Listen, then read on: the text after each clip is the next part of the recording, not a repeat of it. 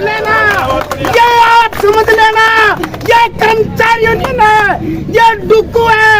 आँख खोल के देख ले, यही खड़े हैं आपके सामने। कर्मचारी यूनियन जिंदाबाद, कर्मचारी यूनियन इंकलाब जिंदाबाद, जिंदाबाद जिंदाबाद, जोर से बोलो जिंदाबाद, जिंदाबाद जिंदाबाद, इंकलाब जिंदाबाद।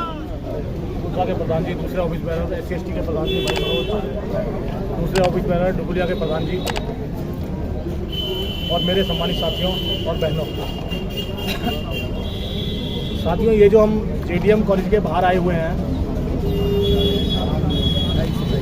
थोड़ा मैडम आगे JDM कॉलेज के बाहर हमें क्यों आना पड़ा? सच्चाई तो ये है कि JDM कॉलेज एक लूट का अड्डा है साथियों। इस कॉलेज में जो अपॉइंटमेंट होगी, मैं पहला कॉलेज बता रहा हूँ आपको, इस कॉलेज की अपॉइंटमेंट का 2 महीने पहले यूनिवर्सिटी में पता होता है फलाना आदमी लगेगा।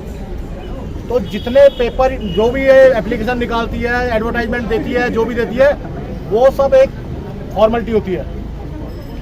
इसका मतलब समझ जाओ आप क्या है।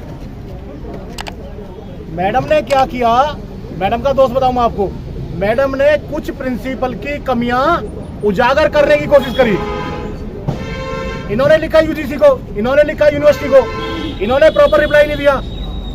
जब दिखा, क्योंकि जो सिस्टम है ना, जो हमारा सिस्टम है, बड़ा अजीब है ना। तो डायरेक्ट यूनिवर्सिटी UGC प्रिंसिपल के खिलाफ एक्शन में आ सकती है, लेकिन यूनिवर्सिटी आ सकती है।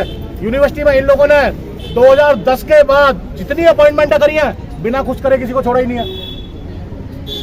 जो मेजर दिक्कत आ रही है प्रेम जी, यहाँ पर दिक्कत ये आ रही है, जब अपॉइंटमेंट क्लास 1 की अपॉइंटमेंट इंटरव्यू के बेस पे हो रही है, वहां पे किसी प्रिंसिपल के खिलाफ एक्शन माना यूनिवर्सिटी अथॉरिटी की बस की नहीं है।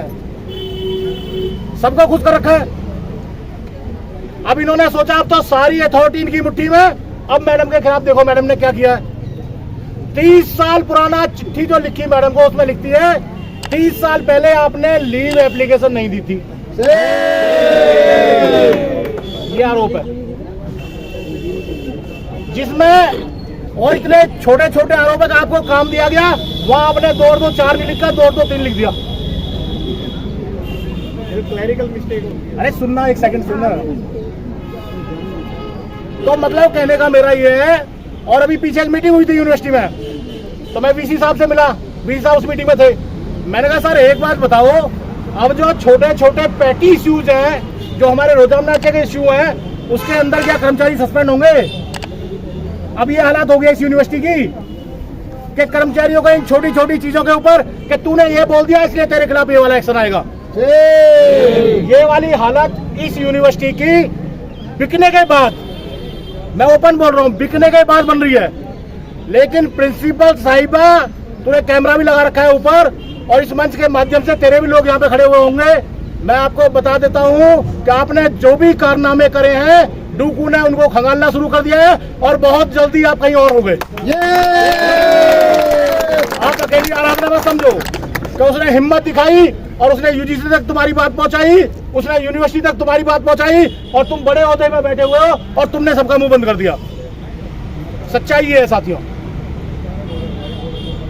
लेकिन एक सच्चाई और बताऊं आपको मैं, इस कॉलेज के अंदर हम सब नौकरी वाले लोग हैं, कैडर बने हुए हैं। कोई लैब में लगेगा लैब अटेंडेंट, उसके बाद फिर होगी लैब असिस्टेंट। अगर TA की पोस्ट है तो TA बन जाएगा। ऑफिस में जो आदमी लगा हुआ है वो JCT लगेगा, उसके बाद असिस्टेंट बनेगा, उसके बाद सीनियर असिस्टेंट बनेगा, उसके बाद SO बनेगा। पोस्ट A होगी तो ये बन जाएगा। लेकिन इस कॉलेज के अंदर जो आदमी JCT लगा और जिसके पास पेपर तक कंप्लीट नहीं थे, उसको एक्स प्रिंसिपल ने अपना सीनियर PA 950 से सीधा 4600 में बनाया साथियों। कोई एक्सपीरियंस नहीं। अरे जो रूल है सीनियर PA की अपॉइंटमेंट का, उसमें साफ लिखा है उस व्यक्ति को 5 साल का एक्सपीरियंस PA के रूप में होना चाहिए। वो बंदा यही JCT काम कर रहा है। तो ये तो एक तरह से मक्खी नहीं निकली जा रही, वो तो कह रहे तुम इसको क्रोकोडाइल को निकल जाओ। ये हालत इस कॉलेज की है। और फिर देखो मजेदार बात, पहले उसको सीनियर PA बनाया क्योंकि उसके ऊपर ये लोग मेहरबान थे। अगले 3 साल में उन साहब को एडमिनिस्ट्रेटिव ऑफिसर बना दिया। कौन बोलेगा? और वो एडमिनिस्ट्रेटिव ऑफिसर 3 दिन पहले यहाँ के कर्मचारियों को एक कमरे में बिठा के डांट लगाता है कि डूकू के धरने में आप कोई नहीं जाओगे। ये हालत, और फिर उसके खिलाफ हम नहीं बोलेंगे। साथियों, मैं इस मंच के माध्यम से आपको यहाँ एश्योर कर रहा हूं कि बहुत जल्दी उस एडमिनिस्ट्रेटिव ऑफिसर को अपॉइंटमेंट करने वाले कहीं और दूसरी जगह होंगे। साथियों, हमने लिख दिया है, हमने लिख दिया, हम नहीं करते किसी से भी इस पॉइंट पे।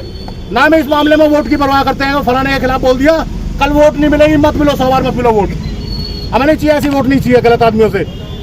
एक लेडी, तुमने फला टाइम में छुट्टी नहीं दी थी। एक आदमी जो कलर भर्ती होगा, सीनियर पीए बन जाएगा, एओ बन जाएगा। अरे उसने क्या बिगाड़ा है? एमएसीपी नहीं, किसी को अपार की कॉपी नहीं दी जाती। इस तरह का माहौल इस कॉलेज के प्रिंसिपल ने क्रिएट कर रखा है साथियों। और आज की डेट में मैं आपको बताऊं, पिछले 3 दिन से लगातार इसने, जब इसका बस नहीं बज रहा था तो इसने दिल्ली पुलिस को मारा बनाया। दिल्ली पुलिस में कभी एसीपी का फोन, कभी एसएचओ साहब का फोन। भाई धारा सेक्शन 144 लगा हुआ है।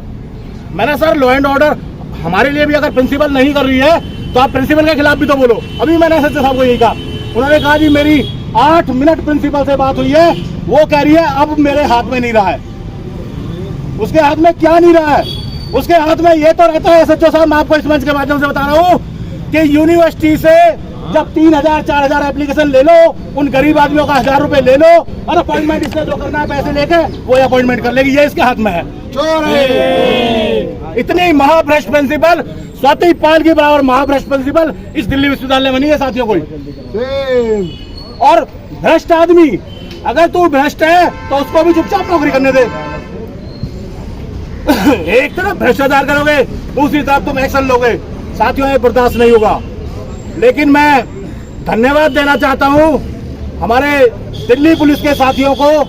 कोई बात नहीं, आज धारा 144 के रूप में सही कि भाई सेक्शन 144 दिल्ली में लगा हुआ है चुनाव की वजह से, लेकिन उसके बावजूद भी आपकी डूकू ने, जो सुबह तक ये लोग ये कह रहे थे कि हम आपको धरना नहीं करने देंगे, इन सब के बीच में खड़े होकर धरना करके दिखाया। साथियों, सुबह 9 बजे मैडम का फोन जाता है, सर हमारा गेट तो छावनी बना हुआ है, आप कैसे धरना करोगे? अरे मैंने कहा मैडम आप शांति रखो, आपके कॉलेज के गेट पर ही धरना करके दिखाएंगे। और डूकू ने धरना करके दिखाया साथियों।